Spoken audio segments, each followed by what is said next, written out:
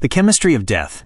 The First Investigation, original title The Chemistry of Death, by Simon Beckett, is not merely a detective novel. It's a multi-layered psychological thriller offering a profound insight into the world of forensic anthropology, alongside the exhausting process of grappling with personal tragedy and the search for redemption. This is the first book in the acclaimed series featuring Dr. David Hunter, masterfully introducing the reader to his unique abilities, inner demons, and the grim yet captivating world of forensics. The setup, fleeing the shadows of the past into an illusion of peace. At the beginning of the novel, we meet David Hunter in his new, consciously chosen life. He was once one of the most promising and respected forensic anthropologists in the UK, whose knowledge of human decomposition was invaluable in the most complex criminal cases. He worked at a leading forensic science center in London, where his scientific discoveries helped solve seemingly unsolvable crimes. However, all that is far in the past. Hunter endured an unspeakable personal tragedy. His wife and young daughter died in a horrific car accident. This event didn't just destroy his family, it shattered him from within, making the constant confrontation with death and its physical manifestations, an inherent part of his work, unbearable. Seeking oblivion and solitude, Hunter abandoned his past, his achievements, and his profession. He moved to the remote, sleepy rural town of Manham, nestled among the misty and marshy landscapes of Norfolk. Here he chose the life of an ordinary general practitioner, hoping that the daily routine, treating colds, minor injuries, and chronic ailments, would help him find inner peace and escape the persistent ghosts of the past. He aspired to become part of the community, to forget the chemistry of death that was once his passion and his curse. His new identity was a shield he tried to maintain to protect his fragile psyche. A disturbing jolt. The past catches up. Manham's idyll shatters when a local boy discovers the horribly disfigured body of a young woman in a remote, marshy area known for its eerie, almost mystical atmosphere and legends of bog people, remarkably preserved ancient bodies. The body is in such an advanced state of decomposition that identification of the victim becomes impossible without specialized knowledge. The victim's face is disfigured beyond recognition, and some body parts are missing or severely damaged.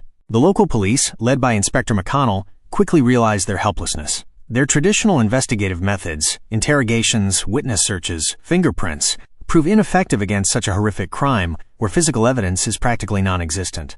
Rumors about David Hunter's past, his outstanding knowledge in the field of taphonomy, the study of decomposition processes, and forensic anthropology begin to circulate in the town. Initially, Hunter adamantly refuses. He feels a panicked fear of returning to his former life. The thought of once again immersing himself in the world of decay, the smells of death, and human remains causes him physical nausea and brings back his most painful memories. However, his deeply ingrained professional duty and a keen sense of justice eventually overcome his fear. He understands that no one else in this remote corner possesses the necessary knowledge to help the victim, who is now just an unnamed body. He agrees to help, though he realizes that this decision could shatter the fragile wall he has built around his heart for so long. He once again finds himself in the world he so fiercely fled, where every detail of decomposition is a fragment of a horrific story. Deeper into hell, investigative methods, and macabre parallels. The moment Hunter steps onto the crime scene, he transforms from a mere doctor into a brilliant, albeit internally traumatized, forensic anthropologist. He begins his work using unique knowledge and tools that make him indispensable. 1. Taphonomic analysis, the study of burial. Hunter meticulously examines the environment in which the body was found. He analyzes soil type. The composition of the soil can indicate whether the body was moved. Different mineral and organic components, as well as the presence of certain bacteria or fungi, can be unique to a particular location. Vegetation. The types of plants growing around the body, or those that might have contacted clothing or skin, can indicate the initial burial or dumping site. Water. If the body was in water, as in the case of a bog, Hunter studies the water's composition, temperature, currents, and microorganisms that affect the decomposition process.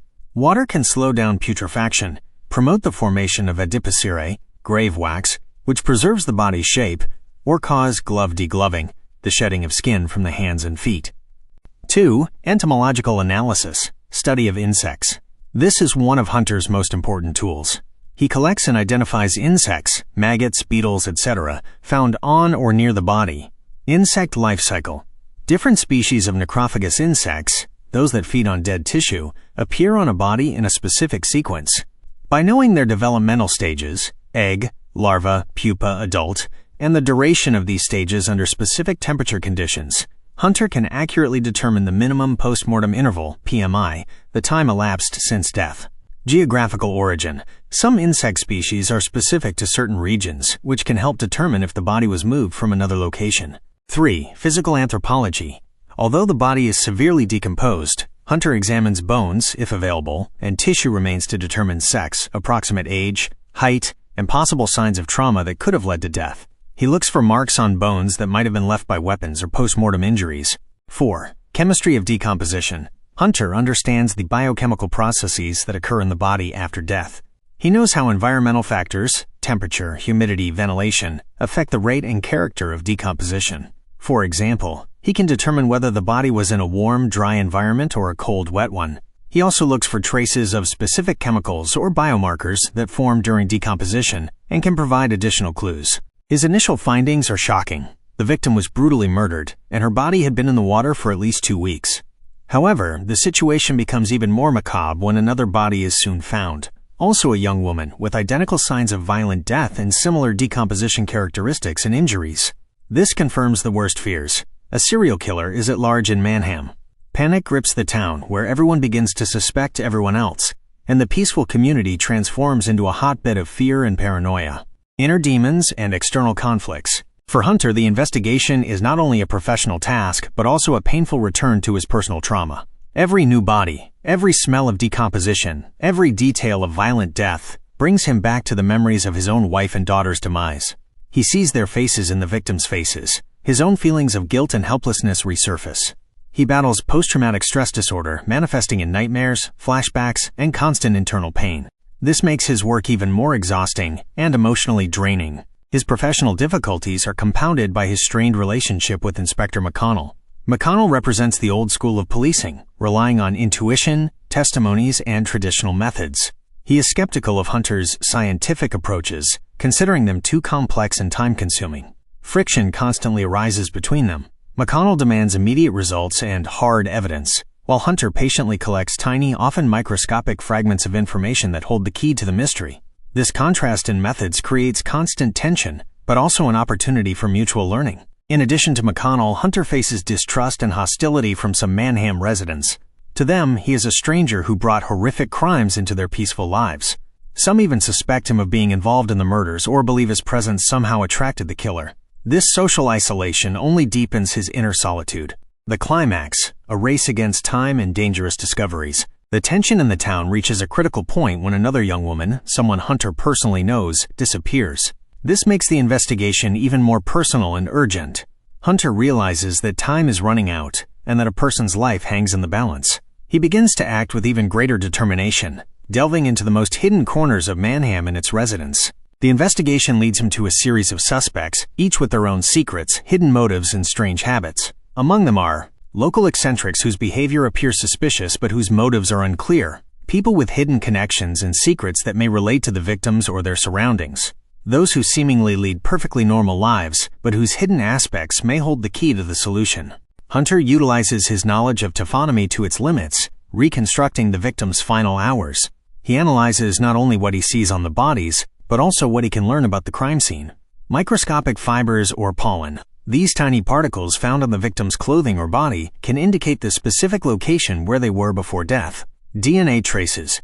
Although decomposition conditions complicate the search for DNA, Hunter looks for any opportunities to identify victims or suspects.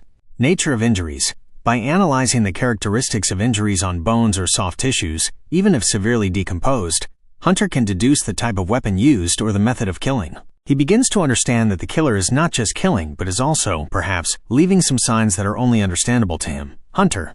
It seems that the killer's actions somehow mirror his own traumas or relate to his past. This creates a sense of personal threat for Hunter, leaving him vulnerable in the face of evil. The resolution, exposure, and the path to healing. The novel's final resolution is exceptionally dramatic, unexpected, and shocking. Thanks to his unique knowledge of the chemistry of death and his unparalleled understanding of decomposition processes, Hunter pieces together all the fragments of the puzzle. He finds key evidence that was imperceptible to others but was obvious to him, as an expert. This could be a specific type of soil, a rare plant, a microscopic insect bite mark indicating a specific crime scene, or even a peculiarity in the decomposition pattern that reveals the method of murder. It turns out that the killer is not someone from faraway lands, but a person deeply connected to Manham's life, perhaps even within Hunter's circle of acquaintances. The killer's motives prove to be deeply rooted in psychological disorders, old grievances, family secrets, or dark past events that have been hidden for decades. The revelation of the culprit's identity shocks not only McConnell and other police officers, but also Hunter himself, forcing him to confront how deeply evil can be concealed beneath an ordinary facade. The book concludes not only with the exposure of the killer, but also with the beginning of Hunter's path to healing. He faced his greatest fears, survived them, and perhaps found the strength within himself to continue living. He realizes that while the pain of loss may never fully disappear, he can use his unique abilities for good, helping others and finding meaning in the fight against evil. The investigation became a kind of therapy for him, albeit a painful one. Core themes and deep significance of the novel. The Chemistry of Death is more than just a police procedural. It is a multi-layered novel that explores crucial themes. 1. The naturalism of death and decomposition. Simon Beckett does not shy away from realistic and often gruesome descriptions of the human body's decomposition processes. He makes them a central part of the narrative, transforming the chemistry of death from a repulsive phenomenon into a source of invaluable information and a key to the truth. This is not just a description, but an enlightenment for the reader regarding the realities of forensic anthropology and how death leaves its marks on the body and the environment. 2. The psychology of grief and survival. The novel delves deeply into how a person copes with extreme loss and trauma. Hunter is a prime example of how grief can be paralyzing, but also how one can find strength within themselves to move forward, utilizing their talents even in the most challenging circumstances. His struggle with PTSD and inner demons is one of the book's strongest aspects. 3. The duality of human nature. Beckett skillfully demonstrates that evil can hide behind the most ordinary facade. He explores the dark corners of the human psyche, the motives that drive horrific crimes, and the psychological pathologies that can develop unnoticed. The book emphasizes that monsters don't always look like monsters. 4. The confrontation of science and intuition. The conflict between Hunter's scientifically based methods, relying on meticulous data collection and analysis, and McConnell's traditional, sometimes intuitive methods, based on experience and interrogations, is a central conflict that demonstrates the importance of integrating different approaches in an investigation. It also highlights the growing role of forensic science in modern detective fiction. 5. Atmosphere and setting. The marshy landscapes of Norfolk, their isolation, mistiness, and mystical history, related to bog people, create an oppressive, grim, and mysterious atmosphere. This landscape becomes almost a separate character, perfectly complementing the somber plot and enhancing the sense of isolation and danger. Overall, The Chemistry of Death. The First Investigation is a captivating, tense, and immensely informative book that not only entertains, but also prompts reflection on the nature of death, grief, and human evil. It is an excellent start to the David Hunter series, promising readers further deep dives into the world of forensic expertise and complex psychological dramas. This novel is a must-read for fans of true crime and forensic thrillers.